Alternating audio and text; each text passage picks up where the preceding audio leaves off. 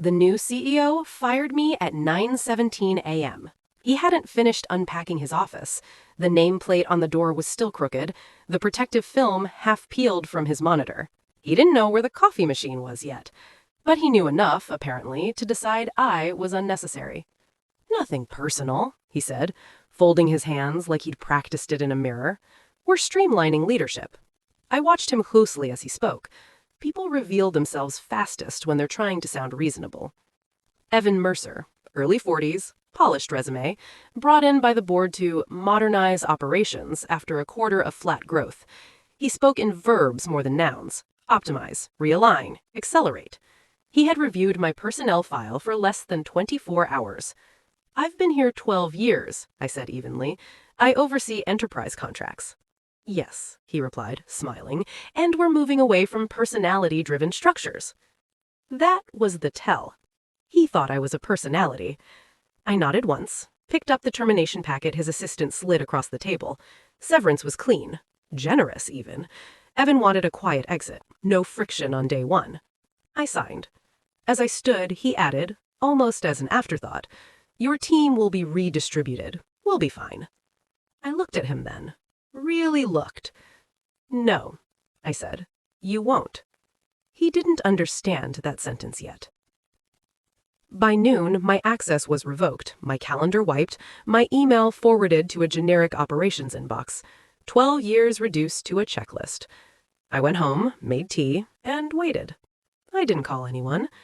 By 6:40 a.m. the next morning, Evan Mercer's executive assistant, his secretary as he still called her, was pounding down the hallway toward his office. I wasn't there to see it, but I heard every word later. Her name was Linda Shaw. She'd been with the company longer than Evan had been alive in corporate terms. She'd survived 3 CEOs, 2 mergers, and 1 federal audit. Linda didn't raise her voice unless the building was already on fire. She burst into Evan's office without knocking. "We have a problem," she said. Evan glanced up from his laptop, annoyed.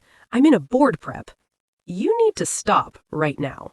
That alone should have scared him. She dropped a stack of printed emails on his desk. Old school. Linda printed things when she wanted them to feel heavy. "Why," she asked carefully, "did you fire her?" Evan leaned back. "We discussed this. Redundant role, over-centralized authority." "You fired the continuity anchor," Linda snapped. "Do you have any idea what she actually did here?" Evan frowned. "She managed accounts?" Linda laughed once, not kindly. "She was the account." At 7:12 a.m., Evan's phone started ringing. Singapore first, then Frankfurt, then Chicago. Clients weren't angry. That would have been easier. They were confused. They wanted to know who they should speak to now that I was gone. Evan assured them transitions were underway. Teams were being briefed. Everything was under control. By 9 a.m., 2 shipments were paused pending confirmation of contract continuity. By 10:30, a European client invoked a personnel-based performance clause Evan had never read.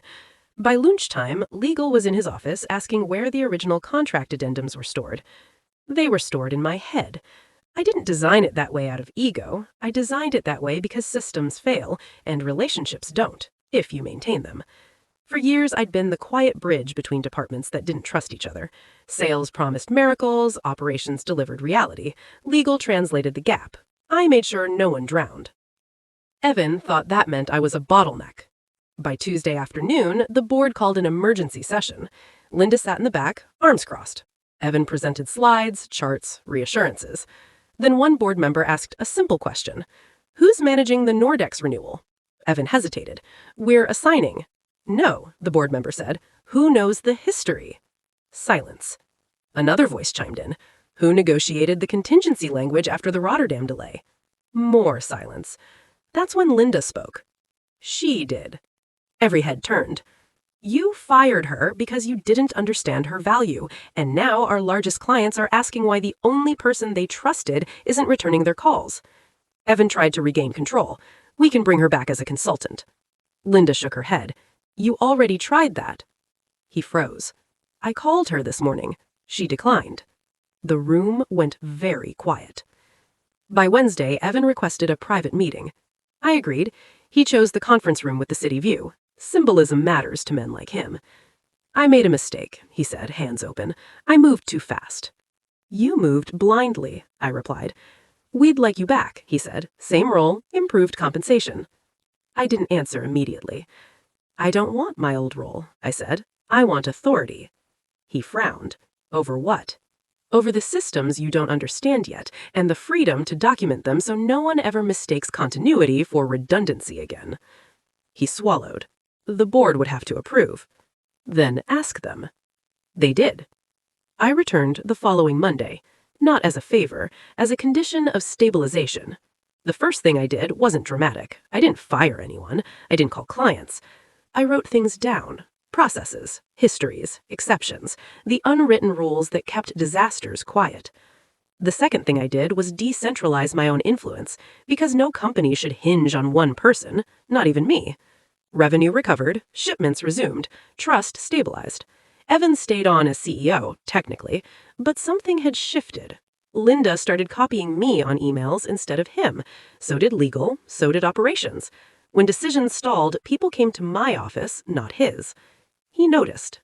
2 months later, the board called for a restructuring plan. Evan wasn't invited. The vote was unanimous. Evan resigned the next morning. He left quietly. No announcement, no farewell email. Linda brought me his office key. I think this belongs to you, she said. I didn't rush to hang my name on the door. Titles matter less once you understand where power actually lives. People still ask me how it felt to be fired, then end up here. I tell them the truth. It wasn't satisfying. It was clarifying. Systems collapse because of villains. They collapse because of arrogance, because someone confuses visibility with value. Evan Mercer thought he was cleaning house. He was dismantling load-bearing walls. The secretary saw it first. The company learned it the hard way. And I made sure it never happened again.